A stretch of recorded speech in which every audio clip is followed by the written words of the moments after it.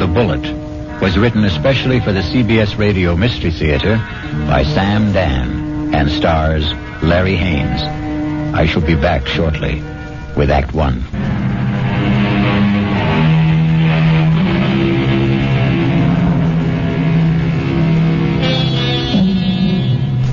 It's a quiet little bar, Paddy Noonan's, and Jerry Price stops there every evening on his way home from work.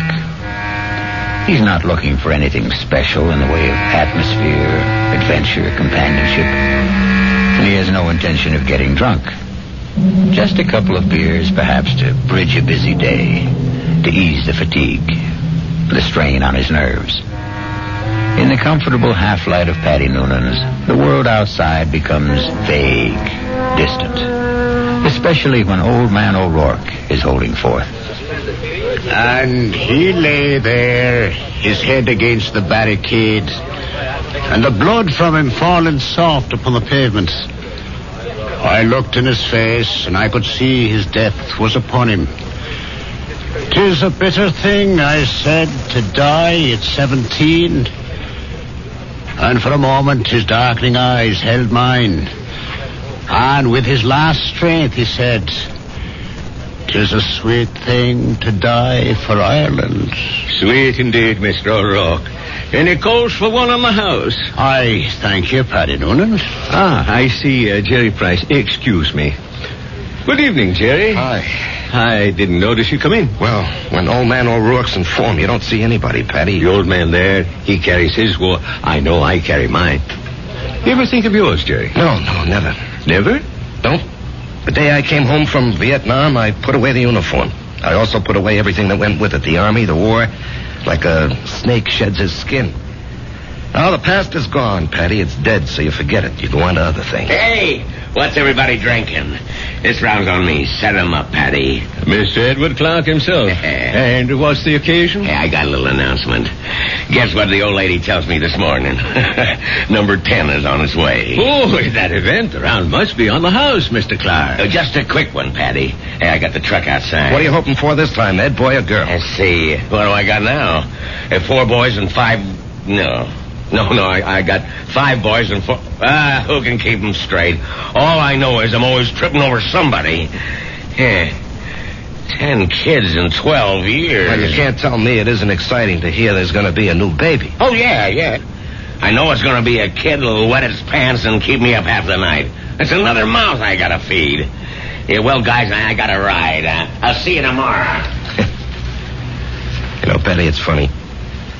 People who don't want kids, can't stand kids, can't afford them, can't raise them, they can't help getting kids. Whereas, guess there just isn't any justice in this world. Well, there may be no justice, Jerry, but there's always hope.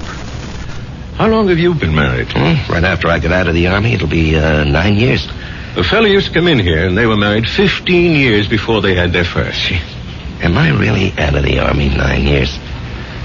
Tell me, Paddy, you're an old philosopher. Where does it go, huh? Down the hatch and try another. Yeah, don't mind if I do.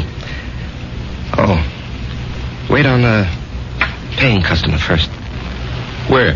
The fella standing at the end of the bar. What are you saying, Jerry? There's nobody standing at the end of in the brown hat and a raincoat. Now, Jerry, what are you saying? I know. That's Paul. Tell me, what's the matter, Jerry? Paul. Jerry, listen to me. There's nobody. Paul. Hey, he was just standing here. Where'd he go? Where is he? Jerry, where is who? Are you all right, Jerry? Yeah, I'm all right. But I saw him. Who? Oh, a guy I was in the army with. The two of you. Were you close? He was my buddy. Well, when was the last time you saw him in person? The night he was killed. Have you ever seen him again? Like you thought you did just now? No, this is the first time. Well, maybe you need a rest, Jerry. Hattie, why now? Why tonight after all these years? Well, you say you saw him last the night he died in battle. Well, the sight of him dead must have stayed with you always. But that's not how I just saw him, Paddy. He wasn't in uniform. He was in civilian clothes. You might have pictured him as he looked at a happier time. I never saw him in civilian clothes. We met in the army. And Patty, I didn't see him as he was then. We were both kids, about 20.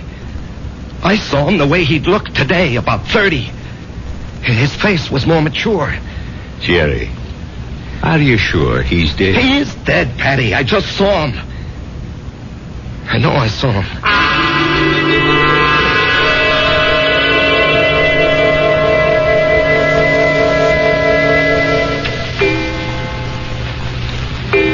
Jerry, it's after midnight. Oh, I'm not finished, honey. I have to clean up these reports, Marge. Honey, a new rule has just been passed in this house. All paperwork shall be done in the daytime. Marge, I have to call on customers. Be reasonable, huh? Am I the kind of wife who makes idle criticism? No, indeed. Constructive suggestions, that's my motto. Northeast Distributors can solve all your paperwork problems by hiring a girl. Honey, I'm lucky to have the job. No, Jerry. You're not lucky. They're lucky. Well, everybody knows you're a terrific salesman. Wait, you could get another job tomorrow. More money, less headache. Honey, I couldn't walk out on Joe Keller. Why not? Well, I'll never forget what that man did for me. I came home from the army, a kid with no experience. I needed a job. He took a chance with me. Now he needs me. Oh. Well, I'm just worried about you, Jerry. You look so tired all the time. No, I'm in great shape.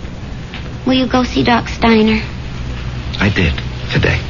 Oh, well, it's about time. You needed a checkup. Well, I didn't just go for the checkup, honey. I went for the other thing. Oh, Jerry. Well, he said some people, men, well, they're okay in every way, but it just doesn't work out for them.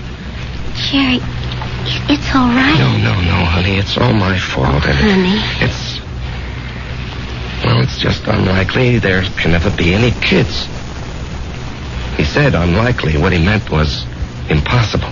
We've got each other. Yeah. For me, you didn't want a child so badly.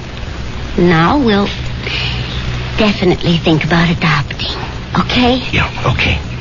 Sometimes that works out even better. Come on, honey. Let me see you smile. Marge, I don't know what I'd do without you. Oh, that makes us even. I don't know what I'd do without you. Come on, get to bed. Yeah, I'll just have a cigarette, huh? Honey, why'd you turn on the music? To make sure you don't try to sneak in some work. I know you can't concentrate with the music going. I'll just be a couple of minutes, honey.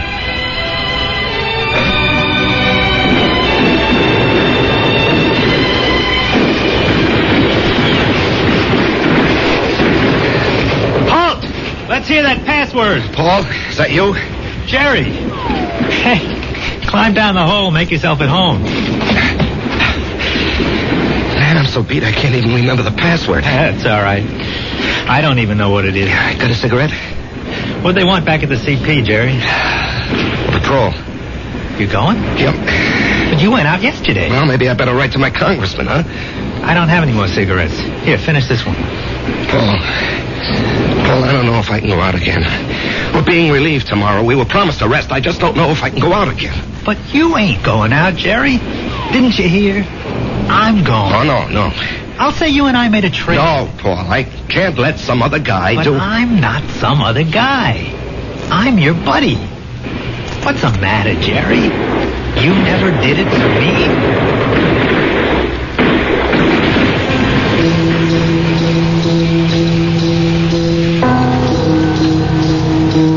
Can I have a drag on that butt, Jerry?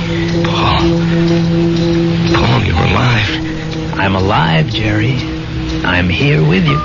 In your living room. No, you can't be here. I went out afterward. I found your body. I carried it back. Maybe it wasn't you. It was me. But you were dead. You were killed. Yes, Jerry. I was killed. Jerry, will you turn that radio off and come to bed? Marge, he's here. Who's here? Can't you see him?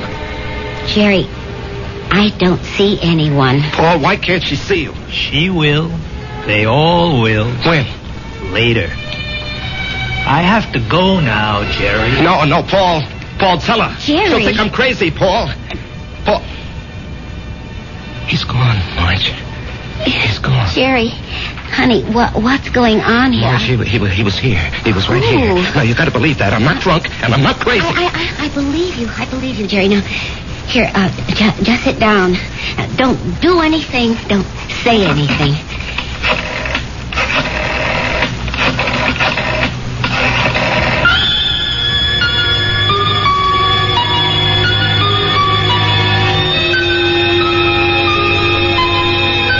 And we know who she's calling.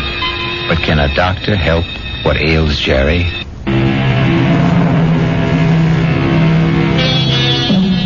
And now, Act 2 of The Bullet. Let us trace the path of the bullet.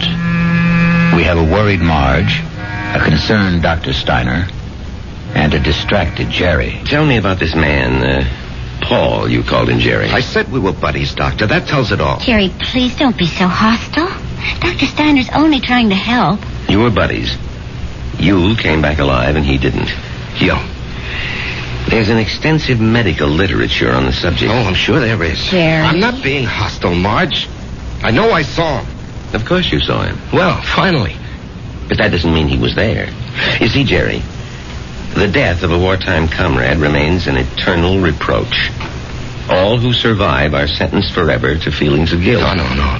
Doctor, the wars are fought by kids in foxholes. The literature is written by doctors and officers. That's hardly fair, Jerry. I'm the authority on war, Doctor, because I was a kid in a foxhole, and I don't feel guilty about my buddy. You don't? No. Tell me why. Oh, you wouldn't believe it. Try me.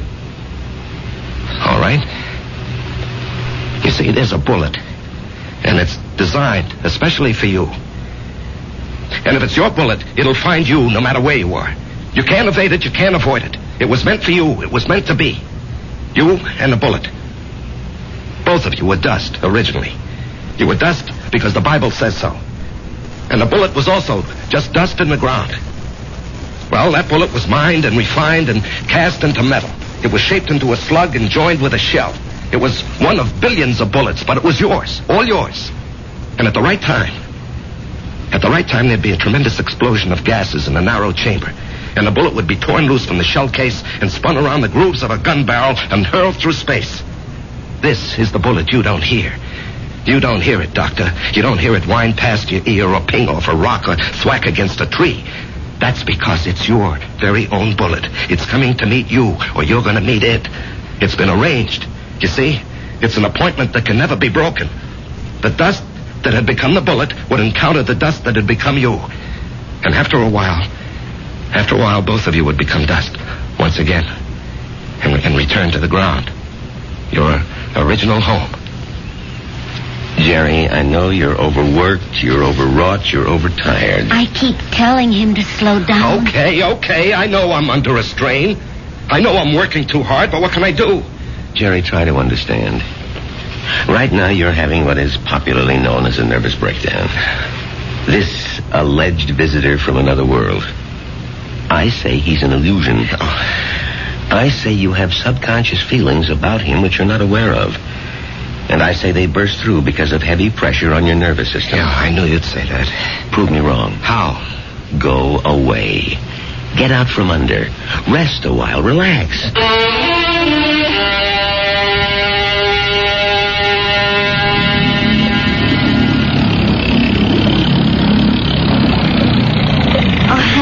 This looks like a good spot. You want to stop here and try for some fish? Well, Marge, I think I'd like to go back and play 9 holes this afternoon. Great. I need more practice with my irons. Honey, you know, you've been getting a lot of sun. Maybe you better take it easy for a few hours, huh? And besides, you have an appointment with, what's that name? Biscayne Appliances. See, Jerry, I wasn't sleeping when you called that number this morning. Now, Marge, I've been good all month. I was just getting restless, that's all. Look, they're a big chain down here. If I can open them up, I'll justify the trip. Justify? To whom? Why do you have to justify anything? Isn't your health important enough? Honey, Joe Keller was very nice about it. Joe Keller had no choice. Marge. Honey, Steiner was right. I was beat. I don't know how I managed to drag myself along. So I did the right thing. I chucked it all. Now I'm fit, see? I never felt better in my life, and I'm raring to go. Great. In a month or two, we may think about going back. I'm not used to being idle, honey. Neither am I. But I am learning to love it. Oh, Marge. Why didn't I meet you when I was young? Young? Jerry, you weren't even 21. No, I was already made when we met. I had already become what I was going to be. You know, I've got a certain amount of ability. A tremendous amount, Jerry. But I'm not confident, honey. I doubt myself. I guess I didn't have very much encouragement when I was a kid. You know, my brother was a great athlete. My sister was a great beauty. I was kind of clumsy and funny looking. Anyway, Frank and Alice were sent to college. When my turn came, the money had run out. Or maybe they thought I wasn't worth the effort. That's why I enlisted when I was 18. I had to get away from the house and my father. There was no place else to go. You never told me this, honey. I decided if I ever had a kid, I'd never make jokes at his expense or tear him down in any way.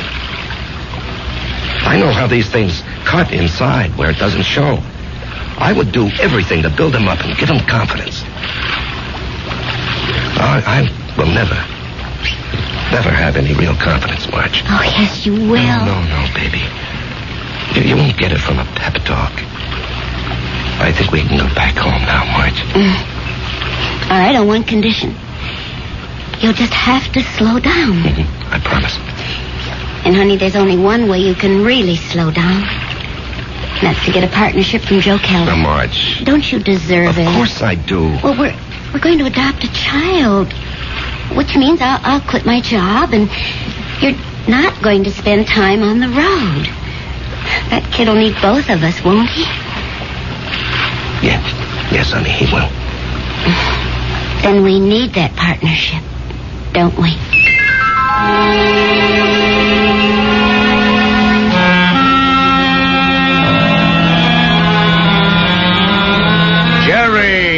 Jerry, baby. You look like $1 million. Less 2% for cash, of course. Yeah, Joe. Oh, hold it. Ramona, no calls. I'm in a meeting. I can't be disturbed. Well, anyhow, Joe, hello. I want you to take it easy for a while, you hear? Yeah, I'm ready for action, Joe. Oh, you think you're ready. Now, listen. I know you had a lot of expenses. I want you to take this little check. It's only $500. I'm strapped for cash this week. I had to pop for a whole new computer center. But anyway, I decided to increase your bonus to 5%. That'll amount to a pretty sweet raise, huh? Now, Joe. Don't thank me, kid. You're entitled to it. We got to make sure you don't get sick again. Joe, I have to talk with you. Well, sure, kid. What about? Well, it's personal and important. Well, let me buy you lunch.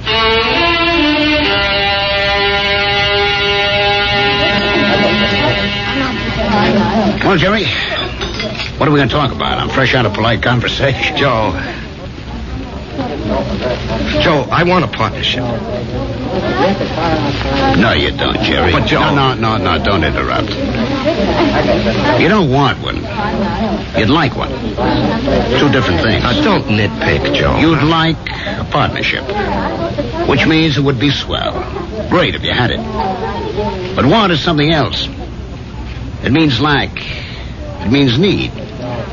I know you'd like to own a business, but you're not cut out to be an owner. Why? Because an owner is an officer. And in your heart, you'll always be an enlisted man. Tell me, could you ever fire a guy because you could get someone else cheaper? If an old customer, a good friend, was getting slow paying bills, could you cut him off? Thousands of guys like you go bankrupt every year. You're nice, sweet, big-hearted. But you don't have the guts business needs. Well, I'd like to remind you of the volume I sell. I know it to the penny, Jerry, and you're well paid for it. Well, I'm worth more now. You are. You got a sweet raise this morning. Joe, don't think I'm not grateful. You gave me my first break. But I think I can do better elsewhere. Where? Anywhere. Consolidated, Freeman and Singer. Should I go down the list? Oh, they'd love to have you, Jerry. What'll they pay? They handle the nationally advertised brands. What do you be there? Glorified order taker? They don't need your full selling ability, so they don't have to pay you full price for it. Sure, with me, you push out all the schlock. It's rough, but you get top dollar. There's 20 outfits like mine. They grab you tomorrow, but where's the improvement? They won't pay you more. At least here, you got 9 years equity in a pension plan. You and me are used to each other. Besides, I really like you. Sometimes I feel like a father to you, Jerry.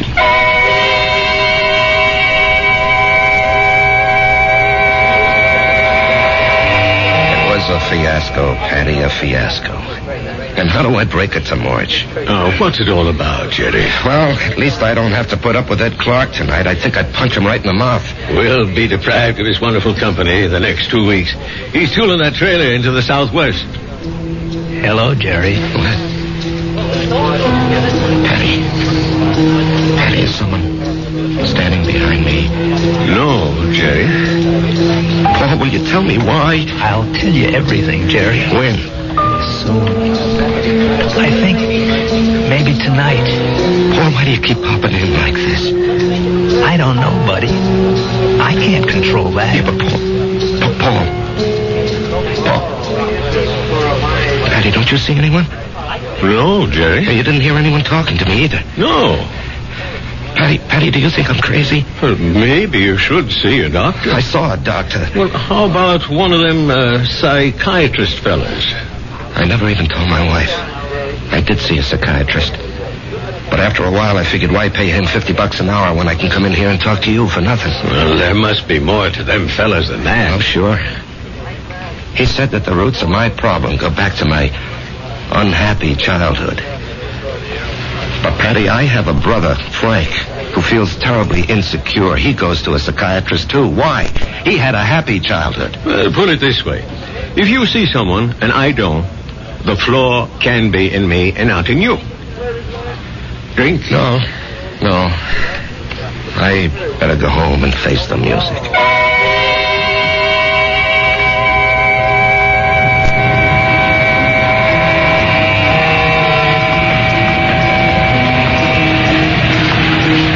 Jerry? Oh. Let's go someplace and talk. Where? Let's go to the parking lot. Sit in your car. It's cold. That won't bother you, will it? Not yet. Turn the heater on for yourself. When will everyone else be able to see you, Paul? In 2 weeks. Oh, that's great. No, it ain't. Why not? Because you'll be dead.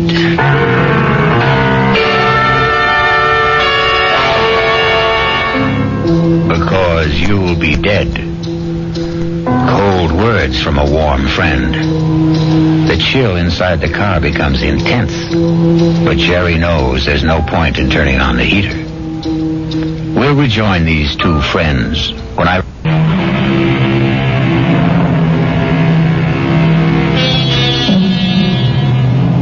And now we return to the final act of The Bullet and a reunion of two war buddies who haven't seen each other in almost 9 years.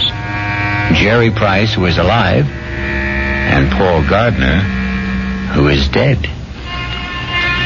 The heater in this car doesn't do much good. You're shivering. Why am I going to be dead, Paul?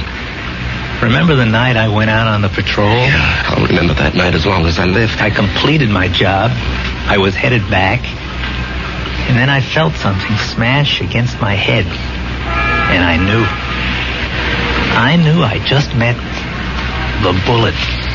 You know, the bullet we used to talk about? I bet you don't remember. No, I remember. I felt it slam into me. And then I didn't know anything anymore. Yeah, well, when the guys told me, I went out to get you, Paul. Yeah, I might have known you would. 1 minute, I was moving through a rice paddy. And the next minute, I'm sitting in an office. And I knew a lot of time had gone by. Don't ask me how. I knew, that's all. A man was talking to me. What kind of man? You know the type that's a clerk in the government or a big corporation, fussy, self-important. Everything's got to be in the right place. He doesn't even look at me. He's got a piece of paper. He says, Paul Gardner, you're going back. You should not have died that night. The computation was for you to survive. The plan was for you to marry a girl named Marjorie Stone. I married Marjorie Stone. Yeah. I told the guy, I want no part of it. And he gives me a look, this clerk does, like he couldn't care less about me or you or anybody else. And he says, come with me. He leads me to a door. It opens. And all I can hear is a hum and a clicking. And all I can see is a computer. I mean, there's no end to the thing. That's all you can see is computer. And he says, there it is, friend. City Hall. Go fight it. By this time, I'm shaking. That machine scared the pants off me. You couldn't see the top nor the bottom of it. There was no end to it, just a machine wherever the eye could see. Well, then what happened? This clerk, he tells me there's a plan. A capital P plan. It calls for me to come home. Not you. Yeah, well, maybe that's fair, Paul. You were always the better man. No. You got more on the ball. You never got a break, that's all. I had a chance to go to school, become somebody. I could have gone into the old man's business, become the biggest hardware dealer in Atlanta. You and me. We both run away to join the army. You because you had nothing. Me because I had everything. But why are you coming back? Because Marge and I are supposed to have a boy. A certain kind of a boy. He'll grow up, I don't know, discover something, create something, or be somebody the world needs real bad. They wouldn't tell me what. Anyhow, 40, 50 years from now, he has to be here. And of all the millions of men and women, he could only be born to me and Marge. When am I leaving? I told you. In 2 weeks. How? 9 o'clock at night. A trailer truck will go past Patty Noonan's saloon. Just as you're crossing the street. Well, why does it have to be like that? Because you don't know how careful these things are figured. You could get killed a million ways. But the plan calls for a truck driven by a guy named Ed Clark. Oh, yeah, I know Ed Clark. He doesn't have a good record, so it'll be easy to prove he's a careless driver. He works for a big outfit, so Marge will have a good settlement. But why? I still don't understand. She'll need the money. You see, I won't be a good father. Not as good as you, for sure. Oh, I'll love the kid. I'll love Marge, but I won't be there a lot. You know me. I have to keep moving. But if you know how important it is for the kid... I won't know. Once I'm alive, I won't remember any of this. And you say it's all figured out, maybe not. The human element. How can the machine predict Marge would go for you, huh? With all due respect, Jerry, did I ever have any trouble landing any dame I had my sights on? Well, with all due respect, I can't see Marge falling for your line of chatter. She will, Jerry. I'll be there when she's having a bad time. She'll be all alone. She'll need somebody. Things will take their natural course. Sure, she'll see through my line, but after a while she'll get to like it. I'm different. You're quiet. I raise hell. You let things eat at your insides, not me. I pop off. Maybe my way's no better in the long run. And she's married to you, and she loves you. But deep in her heart, she loves my way better. She'll fall in love with me. Jerry, you have to believe I don't want to do this, but it was your bullet, not mine.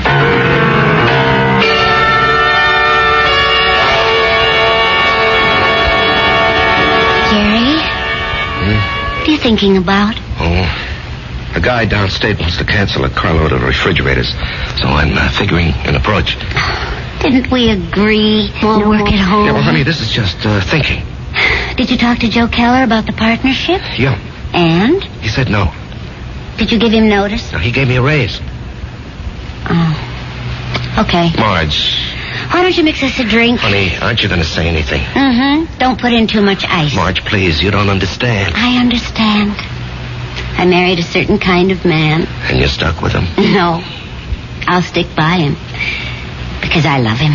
Would you have wanted a guy who'd barge into Joe Keller's office and say, Joe, either give me half the joint or I'll open up across the street and run you out of business? Oh, come on, Answer me, Jerry. Marge. I have to know. Well, maybe I did.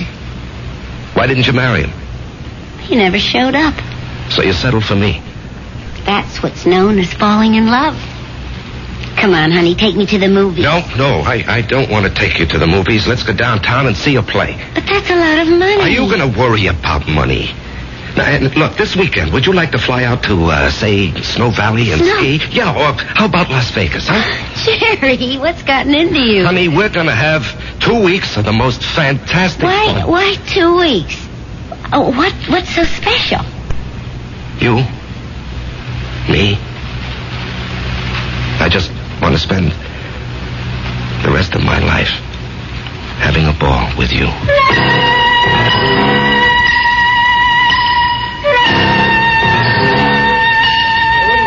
Well, hello, stranger. Hi, Pat. Haven't seen you. Why, it must be weeks. Where have you been? Giving Marge a good time. Well, I must say, it's done wonders for you. You look so calm. Do I? Do you ever see the little guy who wasn't there? No. Well, that's good. Let's drink to it. Jerry, if I'm not being forward, what did he want from you? You wouldn't believe it, Patty. Do you believe it? Well, I just dropped in to say hello, Patty, and goodbye. Jerry, Yup. something's the matter with you. Well, I understand Ed Clark is due back here tonight. I don't want to run into him. I just don't want to talk to him. Well, if that's how you feel, I'll bar him from the joint. Now, Jerry, something's wrong with you. No, nothing, Patty. Now, look, I'm an old soldier, Jerry. I can tell. No, it's really nothing. Really, is it? No, Jerry, you got a look on your face. What kind of look? I've seen it before in the war.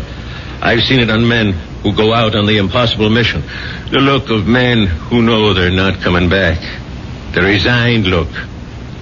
What are you resigned to, Jerry? You have a vivid imagination. I have an imagination. Jerry, whatever it is, don't be resigned to it. Fight it. You can't fight City. I knew it. You're in a fight, Jerry. Well, you can fight anybody. You're an ex-combat soldier, and you weren't afraid of anything. When you were out there, you faced up to death, hunger, despair. What happened to you, Jerry? Where did you lose it? Face up to it now. Whoever he is, spit in his eye. Patty, I can't do anything. Jerry, I'm going to throw you out of here for your own good. Now leave town. Go far away for a while. Fight it, Jerry, fight it. Patty, wherever I go. Listen to old Patty, just take off. Don't you see there's a plan? Who cares? Put up a fight. Why are you so upset, Patty, huh? I don't know, but listen to me. Fight now. Now get out of here.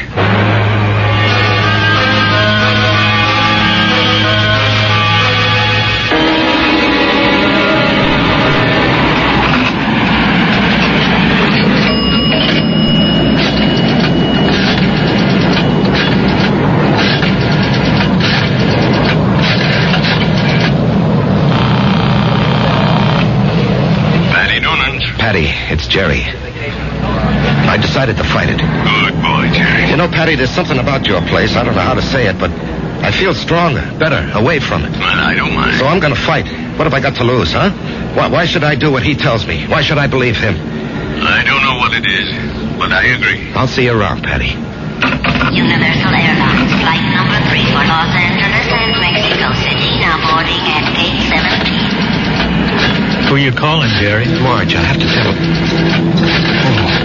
Jerry, don't do it this way. There'll be 100 other people on that plane. Do it the way it has to be done. Paul, I have to fight you. Why? Because it isn't fair. Was it fair for me to stop your bullet? Come on, Jerry. Ed Clark will be tooling by Patty's in less than an hour. Paul, I don't know if I have the nerve. I'll help you, buddy. I'll help you. Come on. Hello? Hello?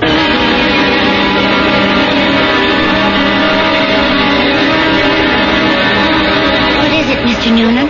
I called you, and I hope it wasn't out of turn, Mrs. Price. It's about Jerry. What about Jerry? He's sitting back there in a booth. Now, wait. Don't go to him yet. He's in trouble. Well, it can't be. We've had such a glorious 2 weeks. He's in trouble. Well, what kind of trouble? I don't know. We have to help him somehow. Is it that Buddy? I think so. Well, the time has come to lay that nonsense to rest once and for all. And I'm going to... That won't work. Agree with him. Show him anything he wants is okay with you. Don't fight him. All we can give him is love. Hi, honey. Hi. Buy me a drink. Oh, sure. You know, I never knew you had those little gold highlights in your hair. Oh, I'm using a different bottle this week. I love you. I love you, too. And I want you to be with me always. Come on, Jerry. Let's start. No, not yet. Are you talking to me? The plan calls for it. How do I know there is a plan? Ask anybody. Ask Marge. Jerry, what are you talking about? Marge,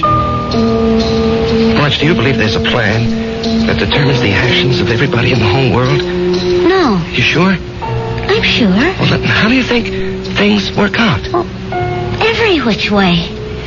Come on, Jerry. It's time. No, I won't go. Where won't you go? Then, Marge, as far as you're concerned, there isn't any plan. Oh, well, what do you think, Jerry? No, that's not important. What do you think? Well, yes. Yes, there is a plan. I can prove it. You can? Yes, but you started me thinking there has to be a plan.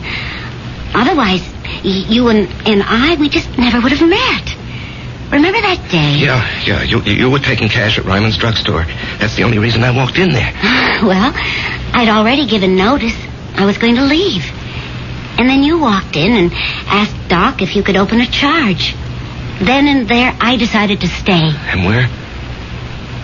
Where were you going? Oh, away. Pull up stakes. Why?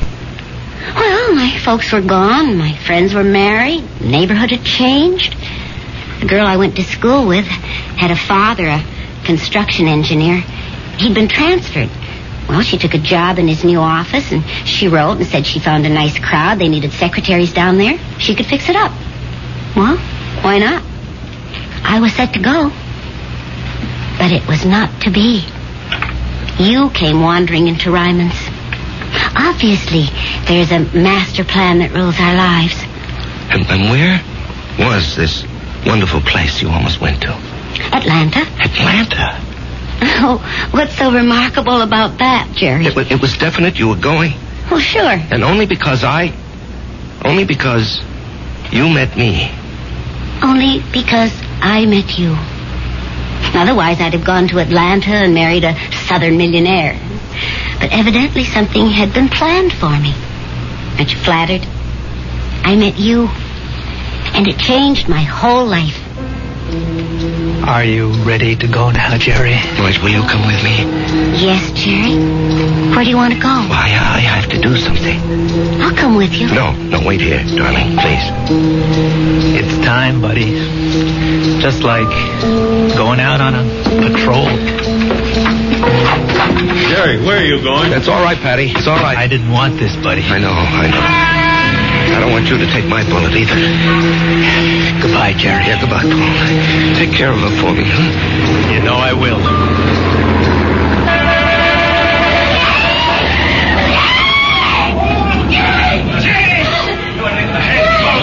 Call the police! Get an ambulance! Oh, Jerry. Barry. He's dead. Here, you're cold. Let me throw this coat over you. She's gonna faint. It's all right. I've got her. We'll bring her into that bar where it's warm. Give her a little stimulant. It's all right. Everything will be all right. Everything will be... It'll be all right.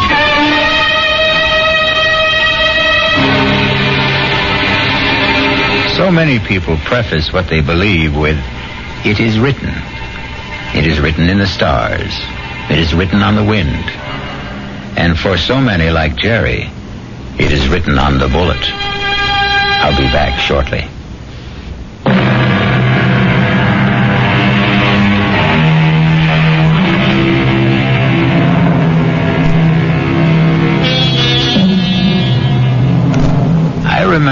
old soldier once told me he wasn't worried about the bullet that had his name on it. What really bothered him was the bullet marked, "To whom it may concern." Our concern is mystery, excitement, suspense, thrills and chills. Our cast included Larry Haines, Evie Juster, Martin Newman, Ralph Bell, Leon Janney, and Danny Ocko. The entire production was under the direction of Hyman Brown.